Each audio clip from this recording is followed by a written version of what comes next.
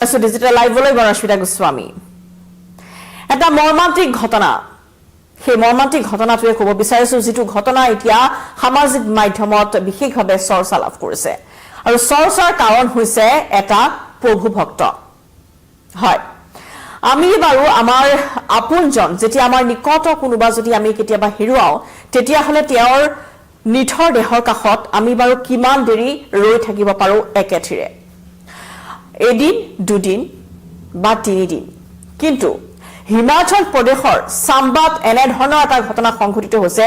যিটো ঘটনাই এতিয়া ব্যাপক চৰ্চা লাভ কৰিছে সামাজিক মাধ্যমত সেই ঘটনাটো এনে ধৰণৰ যে হিমাচলত বৰফৰ মাজত নিজৰ গৰাকীক লৈ চিন্তিত হৈ পৰিছে এটা প্ৰভু ভক্ত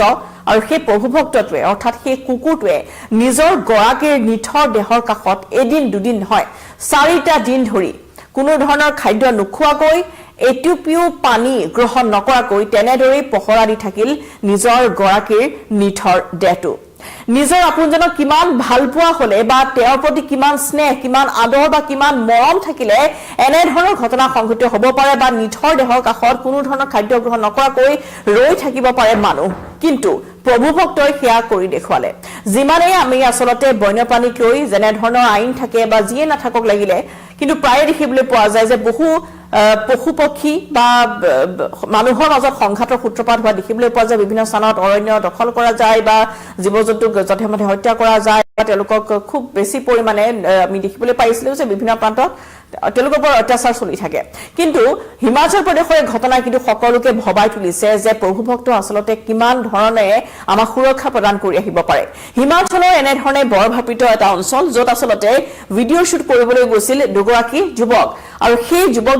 দুগৰাকী যেতিয়া পাহাৰৰ ওপৰলৈ উঠি গৈছিল সেই সময়তে 23 জানুৱাৰীত এই ঘটনাটো সংঘটিত হৈছে 23 জানুৱাৰীত এনে ধৰণে হিমাচলৰ সাম্বালৈ গৈছিল এই দুগৰাকীকৈ যুৱক সেয়া হৈছে 13 বছৰীয়া বিকাশ ৰাণা আৰু 19 বছৰীয়া পিয়ুষ বিখ্যাত ভৰমণি মন্দিৰত প্ৰণাম কৰিবলৈ গৈছিল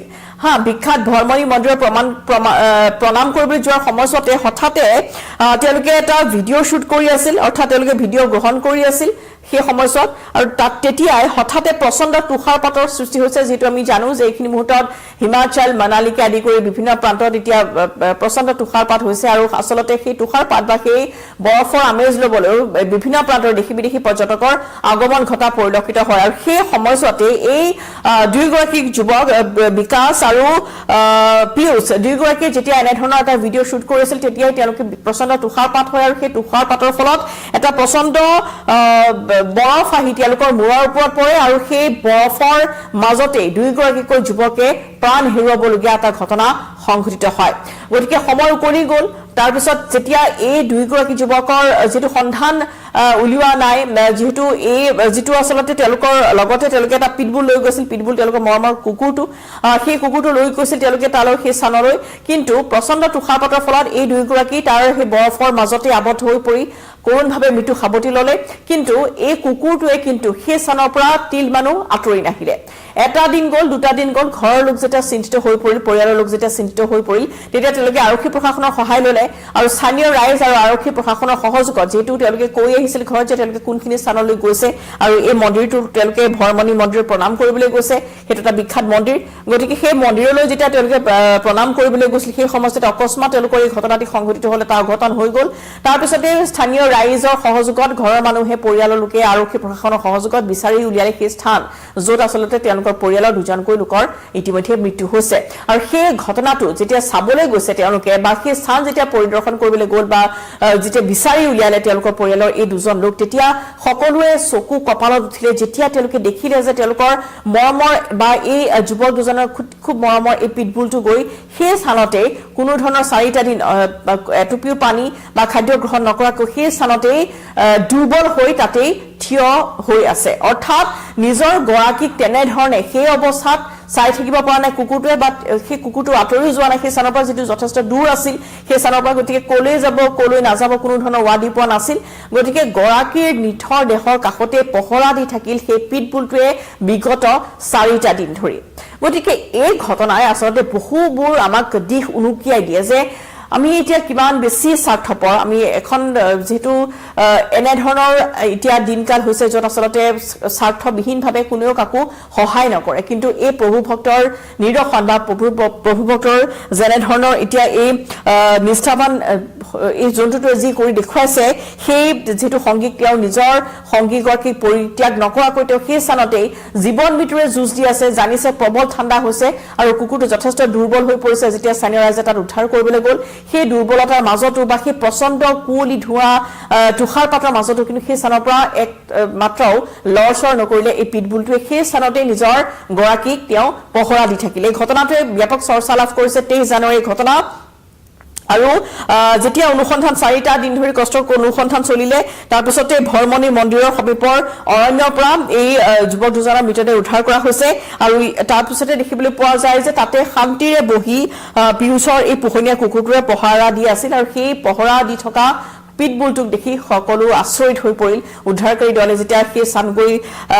উলিয়ালে গৈ তাৰ পিছত তেতিয়া সকলো উদ্ধাৰকাৰী দল তাতে চিন্তিত হৈ পৰিল বা তেওঁলোকে আচৰিত হৈ পৰিল যেহেতু -°C তাত তেতিয়া চলি আছিল প্ৰচণ্ড ঠাণ্ডা আছিল সেই -°C এই উদ্ধাৰকাৰী দলে সেই স্থান পাবলৈ যথেষ্ট সময় তেওঁলোকৰ লাগিছিল প্ৰচণ্ড তুষাৰপাতৰ ফলত সেই স্থান যেটো যথেষ্ট ওখ আছিল গতিকে আৰু সেই মন্দিৰৰ কাষৰ অৰণ্য আছিল যি অৰণ্যত এই দুজনকৈ যুৱকে তেওঁলোকে সেই মন্দিৰটোলৈ দৰ্শন কৰিবলৈ গৈছিল আৰু সেই 0°C তাত সেই কুকুৰটো দেখি তেওঁলোকে সকলো আচৰিত হৈ পৰিছে আৰু এই কথাই আচলতে আমাক বহুত শিক্ষা দি গৈছে যে কেনে ধৰণে আচলতে নিজৰ গৰাকীক বা নিজৰ পৰিয়ালৰ এগৰাকীক আমি কেনে ধৰণে আচলতে মৰম দি বা কেনে ধৰণে তেওঁৰ প্ৰতি আমাৰ যিটো দায়িত্ব সেই দায়িত্বটো আমাৰ থাকিব লাগে কেনে ধৰণে আচলতে কৰ্তব্যপৰায়ণ হ'ব লাগে এই কুকুৰটোৱে কিন্তু সেইখিনি শিক্ষা মানৱ সমাজক দি থৈ গৈছে প্ৰায়ে দেখিবলৈ পোৱা যায় যে এনে ধৰণৰ কিন্তু বন্য জন্তুৰ ওপৰত নিৰ্যাতন চলে মানুহেই কৰে সেই নিৰ্যাতন য'ত আচলতে কোৱা হয় যে